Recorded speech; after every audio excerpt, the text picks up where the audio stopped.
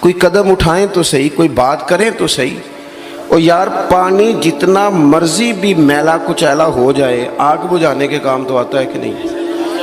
تو اثر تو چیزوں میں ہوتا ہے۔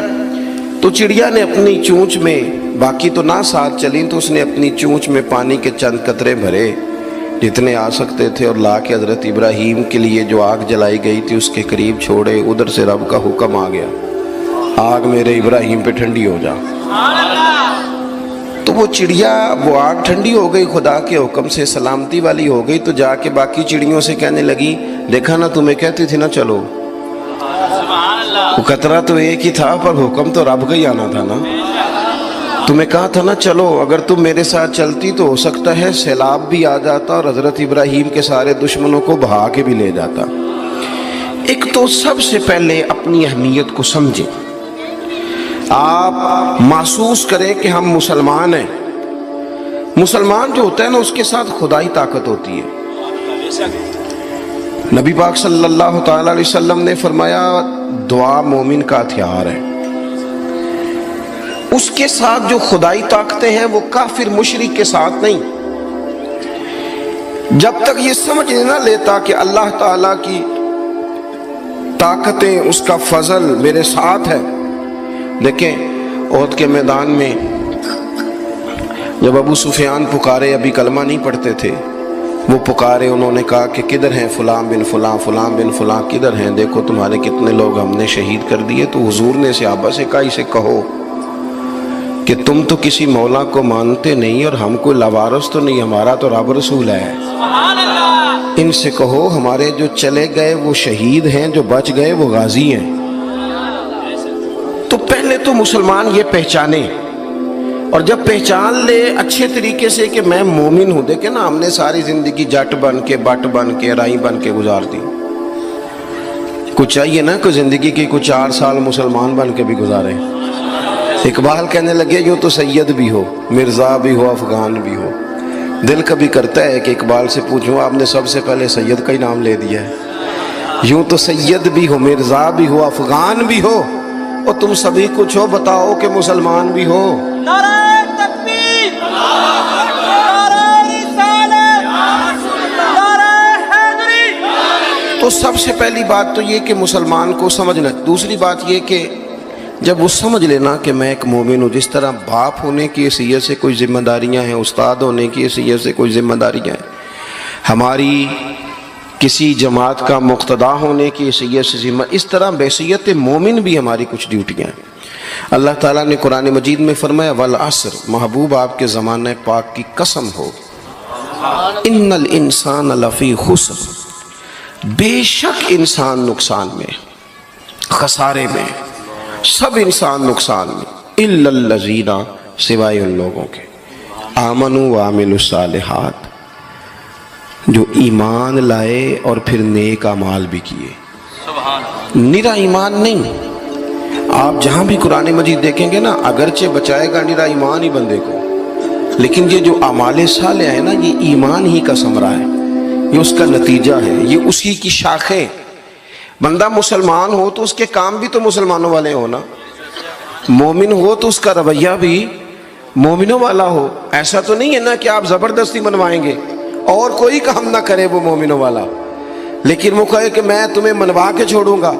فرمایا ایک تو ایمان لائے، اور مضبوط ایمان، تگڑا ایمان، اور پھر وہ اعمال صالحہ کرے، اس کے کردار سے، گفتار سے، اٹھنے سے، بولنے سے، بات کرنے سے، لین دین کرنے سے، معاملات کرنے سے، تجارت کرنے سے اسلام چھلکے، اس کا لب و لہجہ مسلمان ہو۔ اقبال کہنے لگے خیرت نے کہہ بھی دیا لا الہ الا اللہ تو کیا حاصل، دل و نگاہ اگر مسلمان نہیں تو پھر کچھ بھی نہیں۔ یعنی اس کے اعمال بھی ہوں اسی طرح کے، اس کا رویہ بھی ہو مسلمانوں جیسا۔ حضرت باعزید بستامی کا زمانہ تھا، تو ایک مسلمان ایک یہودی کا دوست تھا، اکٹھے اٹھتے بیٹھتے تھے، گپ شپ ہوتی تھی، آنا جانا تھا۔ تو وہ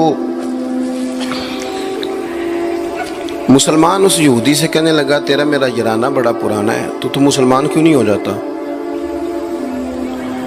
تو اس کا دوست تھا، بے تکلف تھا، سجن تھا، وہ کہنے لگا یار میں نے دیکھے ہیں 2 اسلام،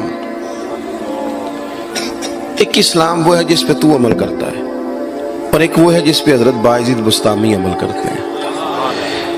تو میرے ساتھ ہر جگہ چلا جاتا ہے، جہاں تمہارے دین نے منع کیا وہاں بھی چلا جاتا ہے۔ تو ایک تو ہے تیرے والا اسلام، جس طرح کی بولی میری اسی طرح کی تیری، جس طرح کا آنا بہنا اٹھنا بیٹھنا کھانا پینا میرا اسی طرح کا تیرا۔ تو اگر تم کہہ رہا ہے تیرے والا اسلام قبول کروں تو اس میں تو صرف ایک کلمے کا فرق ہے معاذ اللہ، باقی تو سب وہی ہے۔ اور ایک اسلام ہے حضرت بایزید کا، بولے تو سچ بولے، کھائیں تو طیب کھائیں، دعوت دیں تو خیر کی دیں، بات کریں تو بھلائی کی کریں۔ اگر اسلام وہ ہے جس پہ حضرت بایزید عمل کرتے ہیں تو پھر تو ان سے کہے مجھے دین کی دعوت دیں، ان والا اسلام میں قبول کرنے کو تیار ہوں۔ جب تک ہمارے مزاجوں میں ہم نہ زبردستی، جب آپ ناراض نہ ہونا، بعض دینی لوگ اسلام کو لبادے کا نام ہے، داڑھی رکھ لی پگڑی باندھ لی تو بس اسلام مکمل ہو گیا، جبر کریں گے، بعض دفعہ اس طرح کا لہجہ اختیار کریں گے کہ لوگ پریشان ہو جائیں۔ اور بھئی اسلام فقط ظاہری حلیے کا نام نہیں، آپ کو پتہ ہے عقیدہ اور نظریہ تو بات ہی ساری باطن کی ہے، آپ کے اندر دین کتنا ہے، آپ سچ کتنا بولتے ہیں، دیانتدار کتنے ہیں، حلال حرام کا فرق کتنا کرتے ہیں، اس سے آپ کے اسلام کا پتہ چلے گا۔ اس سے پتہ چلے گا کہ آپ کس قدر زیادہ مسلمان ہیں۔ صرف حلیے کا نام اسلام نہیں، میری بات کو یاد رکھیں۔ تو اللہ فرماتے ہیں کہ ایمان لاؤ، پھر ایمانداروں جیسے کام بھی کرو، اور پھر یہ نہیں کہ جس طرح کی ہوا ہو تم بھی ادھر کے ہو جاؤ۔ وَتَوَاصَوْا بِالْحَقِّ، تمہارا ایمان بھی ہو، اعمال بھی ہوں، اور تمہیں حق بھی کہنا آتا ہو۔ ہمارے ہاں لوگوں کا حق کہنا آتا ہے پر غریبوں کے بیچ۔ میں جی ہمیشہ سچ بولنا کدے نال؟ ماڑے بندے نال۔ میری گل کھری کرنا بھی، تو کھری گل ڈی ایس پی دے منہ تے کری جا کے، تیرا پتہ لگے جی تو کھری گل کرنا ہے نا۔ دیکھو نا جی، آپ سارے لوگ مجھ سے پیار کرنے والے ہیں، میں جو مرضی کہوں آپ نے کہنا ماشاءاللہ، محبت سے آئے نا آپ۔ مزہ تو تب ہے کہ ایوان اقتدار میں آپ جائیں، وہاں آپ سچ بات کریں۔ بہت سارے لوگ سچ بولتے ہیں دوسروں کے بارے میں، حالانکہ سب سے زیادہ سچ اپنے بارے میں بولنا چاہیے۔ لوگوں کے عیب چھپانے کو حکم ہے، وہ دنیا بیان کرتی ہے، اور اپنے لیے استغفار کا معاملہ ہے، وہاں لوگ دعوی نیکی کر جاتے ہیں۔ حق بات کی جائے، حق۔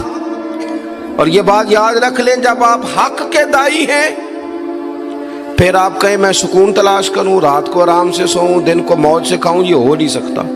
حق کا رستہ بہرحال اس میں سپیڈ بریکر بھی آتے ہیں، اس میں کانٹے بھی آتے ہیں، اس میں تکلیفیں بھی۔ حضرت جنید بغدادی نے ایک بندے کا جنازہ پڑھا تو لوگ کہنے لگے جی سارے ہی انہوں چنگا آندے رہے، بندہ ہی کمال تھا، کسے کو شکوہ ہی نہیں، سب ہی اچھا کہتے۔ حضرت جنید بغدادی فرمانے لگے اوہو غلطی ہو گئی، منافق کا جنازہ پڑھ لیا، یہ تو جس کے منہ پہ جاتا تھا اسی کا ہو جاتا تھا۔ آپ فرمانے لگے اگر سچی بات کرتا تو کچھ نہ کچھ مخالف بھی ہوتے۔